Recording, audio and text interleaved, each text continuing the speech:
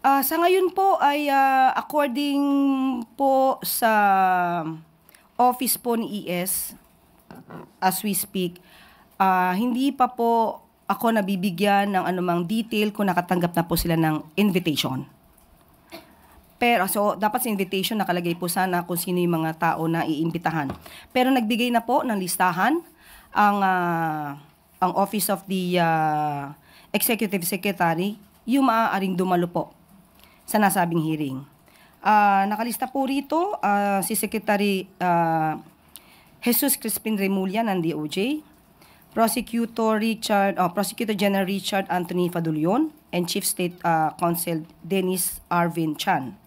Makakasama at nilagay din po namin sa listahan si Department of Foreign Affairs Secretary Enrique A. Manalo. Philippine Center on Transnational Crime Executive Director Alcantara. PNP General Romel Francisco Marbil and General Nicolas Torre. From DMW, si Secretary Hans Kakda. Kasama rin po si Special Envoy Marcos Lacanilaw. And from the SEC, Attorney R.J. Bernal and Attorney Ferdinand Logi Santiago. Ma'am, what led the palace to reconsider?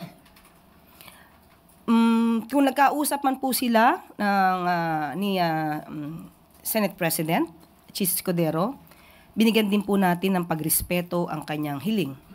Kaya, provided of course, ito hindi naman din tatalakay sa executive privilege na mga issues.